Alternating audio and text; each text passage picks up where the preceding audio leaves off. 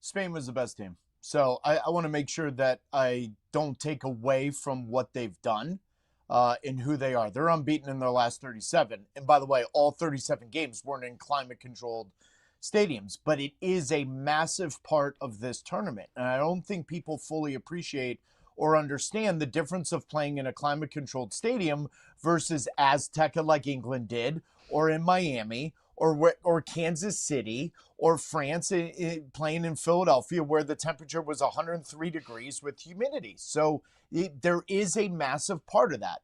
But Spain wins that game yesterday, no matter if that's in Dallas or if that's in LA or if that's in Kansas City and it's 100 degrees outside and humid. This is arguably the best team in the world. Now, in saying that, I think what got very interesting before the tournament started, we all said within this circle of handicap in the World Cup, 1A, 1B, France, Spain, pick or choose. But the way Mbappe played, the way the French attack looked, it almost became like Spain became the forgotten team. And so now here we are looking at it saying, whoa, whoa, whoa, whoa, whoa, whoa, whoa. They may have not had the superstar representation of their team. Lamine Yamal hasn't really done much in this tournament. And yet, I don't think there's any argument. They are unequivocally the best team in the World Cup, and they showed it yesterday. I saw Spain beat Ronaldo and Portugal with my own eyes. We just saw them beat Mbappe in France yesterday. I think as much as there is a game plan, strategy, physical aspect to that, there's also a mental aspect to taking down these giants, these superstars, legends of the game. Why was Spain able to do that? Caroline, it's a great question. I think the number one way is they believe they are one of, and I love this and I say this out of respect. They're one of the most stubborn federations in the world. They have an identity, and they're going to win or lose with that identity. But whether you're talking about the under 14, under 16, under 18 Spanish national teams for both men and women, they don't care. They're going to play their way. They're going to do it their way. 6 shutouts in this World Cup, guys. 6. And one of those was a 0-0 goalless draw against Cape Verde to open up the World Cup where everybody was like, whoa, is Spain ready for this? And yet here we are, they've only given up 1 goal. So to your question, it is a great question because collectively there is an identity on how they want to play. And again, I go back to it. We're talking about a World Cup that has been dominated by superstars.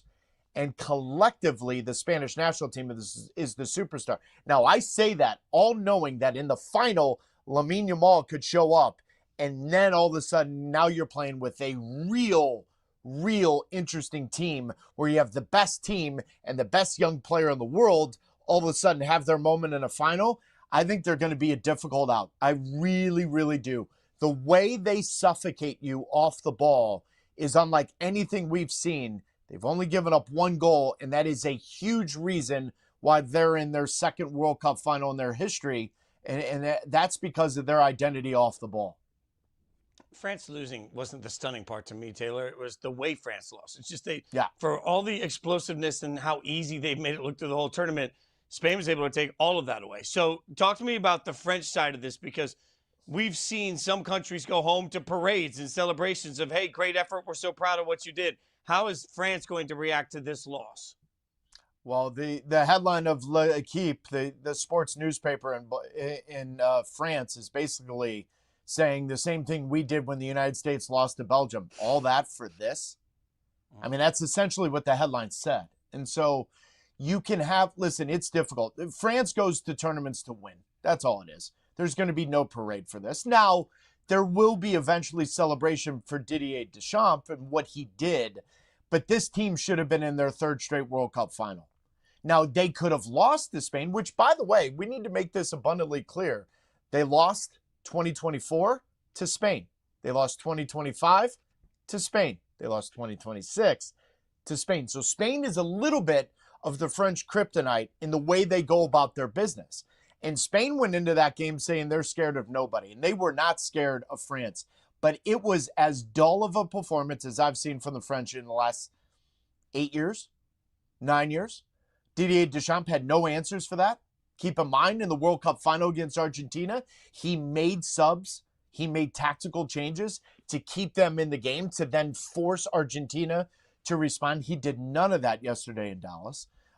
So this is as difficult of a game as I've ever seen from France. It really is. It was slow. It was lethargic. They lacked ideas. It was very individual versus what we saw on the other side from La Roja. So this one's difficult. This will be a bitter pill to swallow. But also there's going to be the question now of excitement with Zinedine Zidane rumored to be taken over for Didier Deschamps. And it wouldn't surprise me if the 2028 European final has France in it and the 2030 World Cup final has France in it. They have the most talent in the world, but they didn't look like it yesterday in Dallas. So let's roll it forward. We'll see Argentina and England today. Which of those teams do you think matches up better with Spain? Neither does. Spain beat England in the European Cup final in 2024. So Spain right now, knowing how they're playing, unbeaten in the last 37, I don't think they really care who's on the other side of the field right now. Now, to your question, though, the emotional component of this is massive. Lionel Messi made a name for himself where? In Spain, for Barcelona.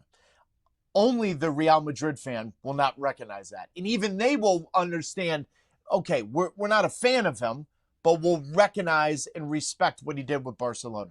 Every other Spanish fan has a level of knowledge and of the aura that Lionel Messi has in Spain. He resonated for a majority of his life with Spain. There was even a question of whether or not he would play for the Spanish national team. A lot of people forget this. But when he made his move to Barcelona, there was a real declaration of trying to get Lionel Messi to play for the Spanish national team because he had moved to Barcelona when he was 14. So this is emotionally a very interesting conundrum for them. Because if Argentina beats England today, does Spain really want to be the team that Lionel Messi and Argentina lose to in his final game in a World Cup final? Listen, obviously the answer to that is sure, we'll take that, but it's a heavy moment for them. And so that's where, Caroline, to your question, that is a very interesting question for me, is emotionally Spain, Argentina, World Cup final. What does that do to the Spanish fan? And more importantly, what does that do to Lionel Messi? So who do you think has the edge today? Oh, boy. I mean, this is, in World Cup history, this is the most heated, angry rivalry in all of it. And I'm not saying in the sport of soccer. I need to make that abundantly clear. I'm just talking about World Cup play. 1986, the hand of God, Diego Maradona. 1998, David Beckham, red card, Diego Simeone. 2002, England kind of exercises some of that demons by beating Argentina in a penalty shootout. And yet it's been nearly a quarter of a century since they've played. This is difficult. Fitz, this is interesting. So Messi, potentially his last game for Argentina. The power of that, the strength of that. England hasn't been to a World Cup final in 60 years, and yet every World Cup we hear it's coming home, it's finally coming home. Well, technically it hasn't for 60 plus years. Today, could they get back to the final? The English fan is the most jaded fan in World Cup history because of the way they've lost games. The opponent, more often than not, Argentina. And 1986, that hand of God started this rivalry where if you ask an English fan, who do they hate most? It takes them about 2 seconds and they say, well, in the world, Germany. But in the World Cup, it's Argentina. And that's where this becomes very interesting. I think today is the most bitter feeling you have or energy around a game that we've had throughout the entire World Cup. And I think it's fantastic that it's a semifinal. So we love storylines. Fans love storylines. The storyline for Messi is his last run in the World Cup. And then the storyline for England is what you just mentioned. They haven't hoisted a World Cup trophy in 60 years. Which storyline resonates more with you, and which storyline do you think is better for the sport? Oh boy, I never sit on the fence. This is gonna suck answering this way. I don't think there's a right answer to that. I also don't think there's a wrong answer. I think it's both. I just think the English fan, because the English Premier League is the richest league in the world and it captivates the attention of the entire world, even though Real Madrid and Barcelona may have a bigger profile than any team in England, which is factually true. It's not really an opinion. I just think England getting back to a World Cup final for 60 years is unbelievably massive for the sport. But the greatest of all time trying to repeat, that may trump that. So I don't think there's an answer to that. Which one's better for the sport? The sport wins either way. It absolutely does. Now, for the general college football soccer fan and the college football fan that has been watching the World Cup and all of a sudden for the last month been a soccer fan, okay, I think Spain winning kind of debunks that a little bit because they're enamored with Mbappe, Dembele, and Olise.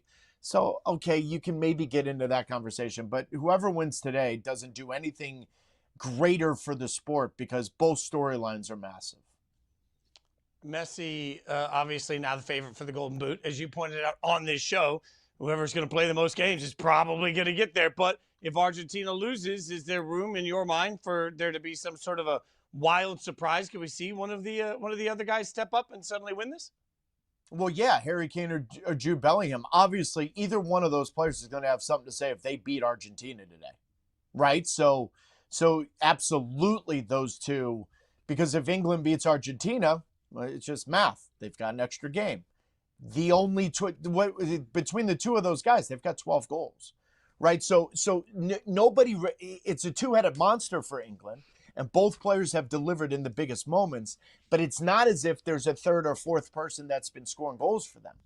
So if Argentina loses today, I think the hand of Harry Kane or Jude and Bellingham, little innuendo there with the hand of God and all of that, but the reality is either one is going to have something to say. So sure, absolutely. I just think Lionel Messi, every time the occasion has come and the lights are bright, he shines a little bit brighter and answers the call. He's done it throughout his entire life. And I'll be shocked if he doesn't do it today. But then again, yesterday, I said I'd be shocked if France lost. And France got completely played off the pitch. So the reality is this tournament's been full of a little bit surprises. And who knows? I feel like the mojo right now could be on England. But keep in mind this, another thought for both of you guys. They're both exhausted. Those teams are exhausted. How many games have both of them played in extra time, outside, in humidity, in hot weather? That's where this game today becomes a little bit different than the other one of what we saw yesterday. For somebody like Messi that's accomplished so much in his life, what's that sort of emotional moment like if your team doesn't win the World Cup, but you do win the Golden Boot? Like this conflict of I won this award in a tournament I didn't win in my last World Cup. He wants to win the World Cup more than the Golden Boot, considering he's already got 900 plus goals, 800 plus assists in his life. Listen, he's as competitive of a person I've ever met, and I've covered 95% of his games or whatever the number is on Apple TV for MLS, right? So I've seen it, whether it's a Colorado Rapids defender or an English defender. He wants to embarrass them. He wants to absolutely embarrass them and beat them. But there is something about playing for his country that trumps any individual part that we've seen. This is the difference between he and Ronaldo. And it has been from the beginning. Now, 9 out of 10 times, they both coincide. Argentina wins when Messi plays well. I get that. But if you ask Messi right now, no goals, no assists, and you win your second World Cup back-to-back, I don't think he even thinks about it. I really don't. But I also don't believe that's true. And what I mean by that is I don't think Argentina can win the World Cup without Messi contributing on some level. So they're both going to coincide. He's going to be the all-time leading goal scorer in World Cup history when this tournament ends. And if he wins the Golden Boot, wins the Golden Ball, backs up the World Cup that he won in 2022, I think there's a mic drop there.